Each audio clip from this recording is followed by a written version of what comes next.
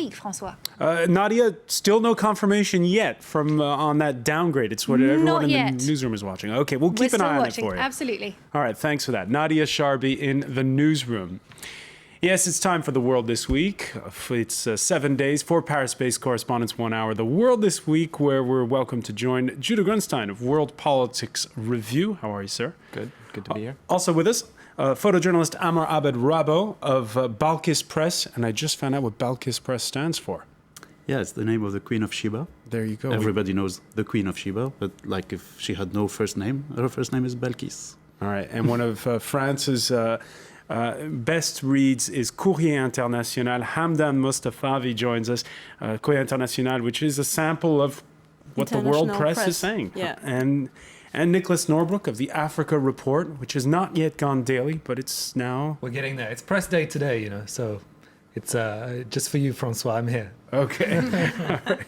The World This Week, which, by the way, you can follow on Facebook and on Twitter, where our handle is @FrançoisF24. More than 5,000 have been killed in Syria since the uprising began in March. The reality of the story in Paris truly hitting home for the press corps on Wednesday. An award-winning France 2 journalist, Gilles Jacquier, on an officially sanctioned press tour of the central Syrian city of Homs. He was killed along with at least 6 others when he rushed into a building to take cover. His wife, a photojournalist, witnessed it all. Amr Abed Rabo, again, as we say, 5,000 killed. This is just one person, but it really hit home for people in this country, that story. Exactly. We are almost at 6,000 now, which is really a lot. It's amazing, like 10 months later, with everything, with the detainees, with the torture, with this killing of children. I mean, things we haven't seen anywhere else before. It's amazing that people still go out, still shout, still sing, still they want their freedom. This is, I mean, I have no record of something similar in the recent history of, in recent contemporary history. And most of our news coming from amateur video footage. In this instance, Gilles Jacquier had a visa and was there on an officially sanctioned visit to the city of Homs. You'd seen him more on assignment. What do you know about that incident itself? What are your thoughts? I don't have the real, let's say, criminology or ballistic data that could help us to know a little bit better. But what we know exactly now is that there are like four rockets that fell, just nothing before, nothing later. Like it wasn't like a day of shelling and one of the bombs suddenly killed Gilles. What happened is that when they were there, a rocket exploded. Of course, we are journalists. We go there, and 5 or 10 minutes later, at the same place, 3 other. So, for me, it's really an assassination. It's clear that it's an assassination. It serves many purposes of the Syrian regime.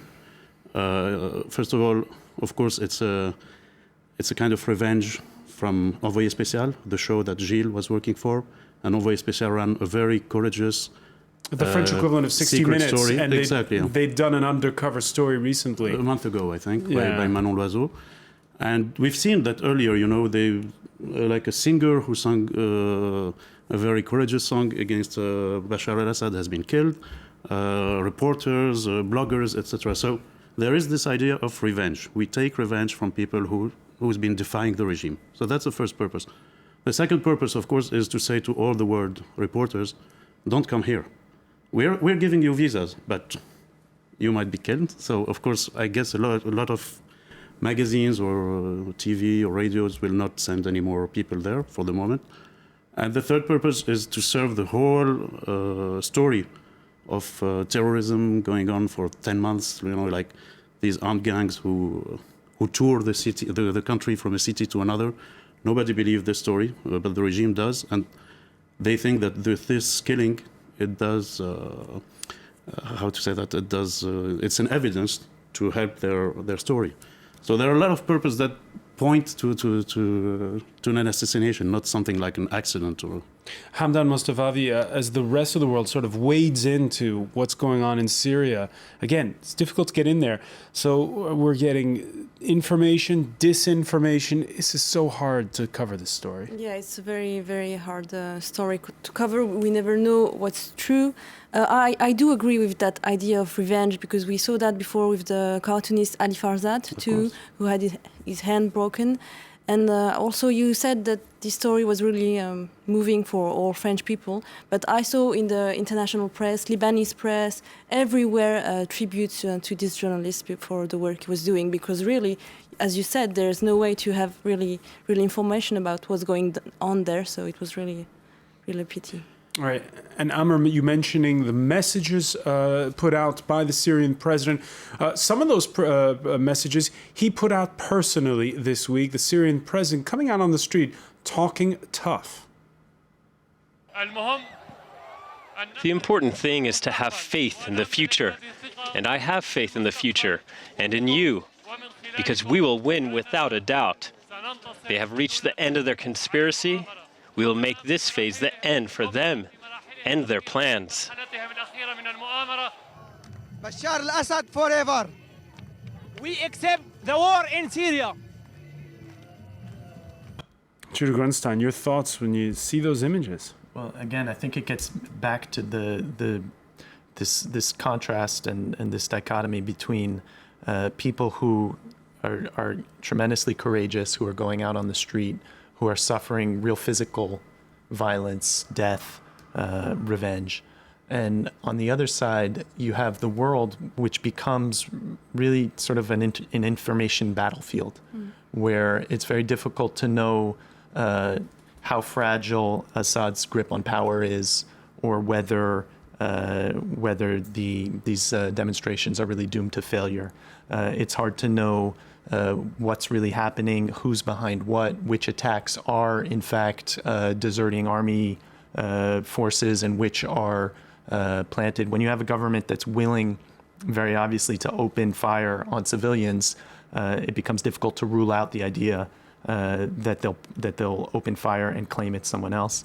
And so, to me, that's the real story here, is this contrast between the real physical violence of what's happening in the country and the real virtual confusion of everyone outside the country trying to figure out. I've already seen over the last few weeks, last few months, even from the very beginning, this idea that Bashar al-Assad is a dead man walking, that his regime is doomed to fall.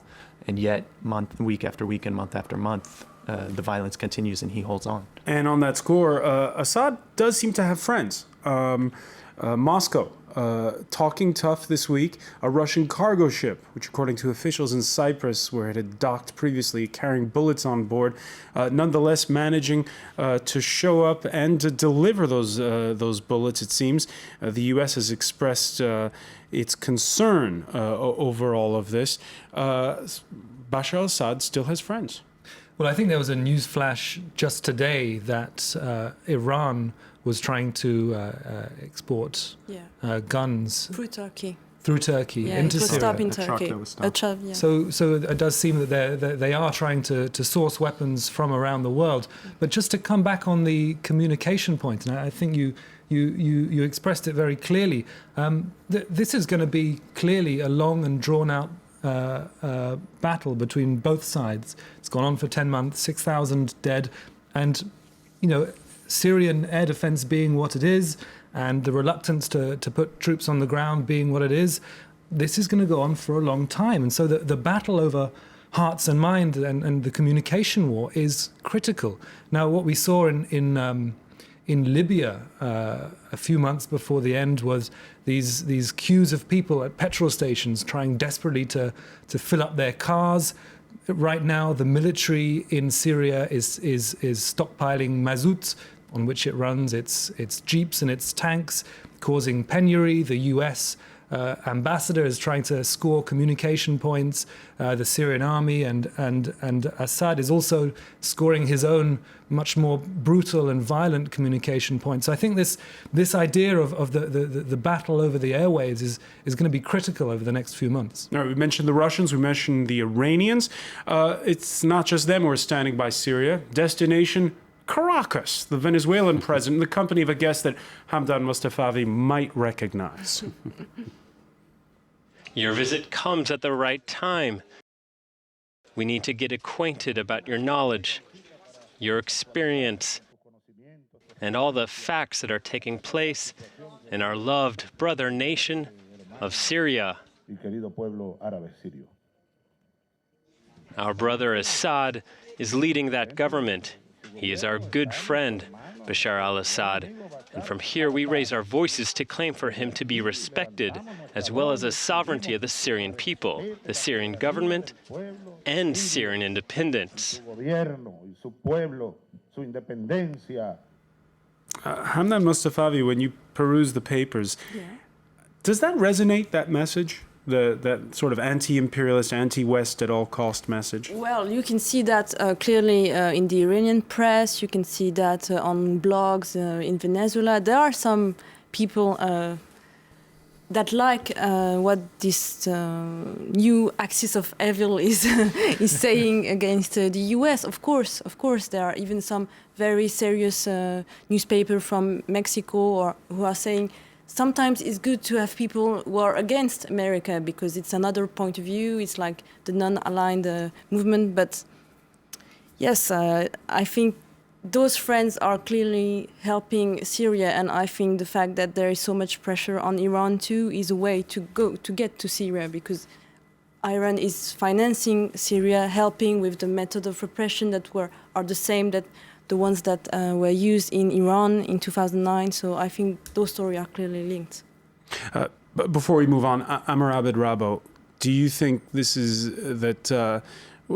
going to be a matter of months, years before it comes to a head, or a matter of days or weeks? I don't think years, maybe months, maybe until the summer. I mean, you never can tell with such a regime because, you know, a few days, we're today January 13, so last year, January 13, at this right time, Zine al-Abidine Ben Ali was giving his speech saying reforms are coming, I'm strong, I'm here, something like that. And the next day he was out. So with these regimes, you never know when it will collapse. I think that the Shah of Iran was the same story. Gaddafi, a few days earlier, he was heading a demonstration very similar to the one we just saw of Bashar in Damascus. So you cannot tell. It might be this weekend, but I guess they cannot hold for more than a few months because it's not, as they say, it's not conspiracy, it's not armed gangs. It's when you have people who are not fearing anymore the torture, the police, the army, etc., and they are ready to go every day. I don't remember any similar case in history where even with crushing them, even with beating them, you cannot hold for a long time. So for me, it's a matter of months. And just to go back to the communication we and the media we talked about, of course, we are mourning Gilles, and we're very sad for Gilles and for his family and for his wife, who is like me, a photojournalist. But I really would like us all to remember and to think about all the anonymous people who are sending out these images we can see of the for 10 months they've been doing that. A lot of them have been killed just for having a mobile phone, have been tortured just to taking a picture or trying to send it over the internet. We don't have their names. Sometimes we know because one is a bit more known than the other, so we talk about his name, but all the others are totally anonymous. I really would like to use this place to thank them and to think about them. And without them, I don't think the whole Syrian revolution would have been as it is today. All right, Amr Abed Rabo, with you having relatives inside of Syria. You were talking about the fear factor being gone. Is the fear factor being ratcheted up in Tehran for the fourth time in less than 2 years? An Iranian scientist has been assassinated.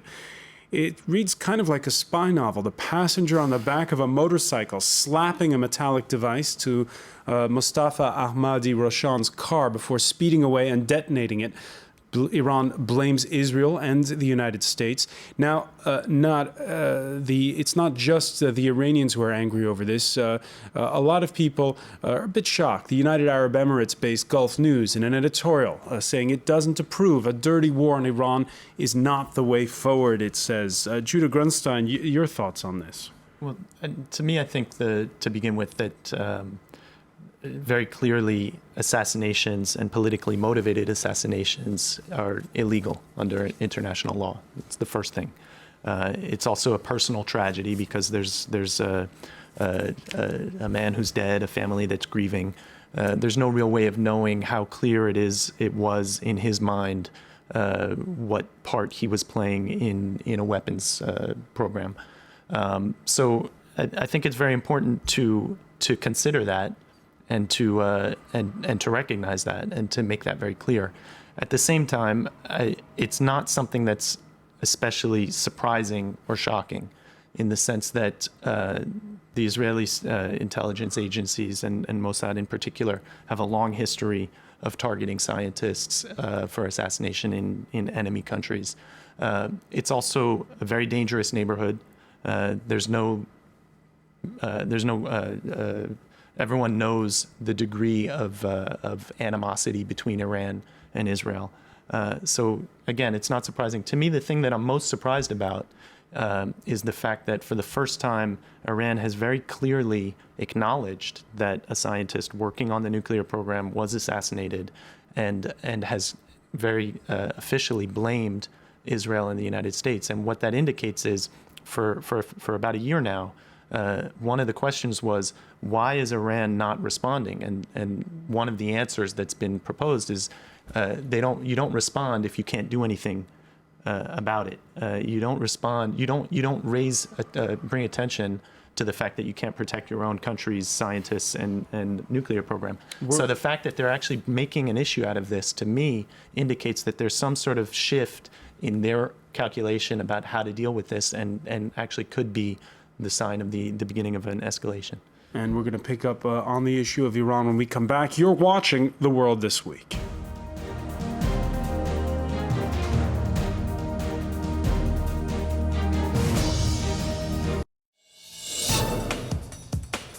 The base at Guantanamo Bay, as you've never seen it. Through the eyes of the residents of this strange no-man's land. Before it became an open-air prison, the American base employed up to 10,000 Cubans. Now, only 2 remain. Our reporters went to meet them in their villages that are surrounded by watchtowers, one of the last frontiers of the Cold War under a Caribbean sun. The Cursed History of Guantanamo, a reporter's exclusive. Tomorrow, 9:10 p.m. Paris time, on France 24.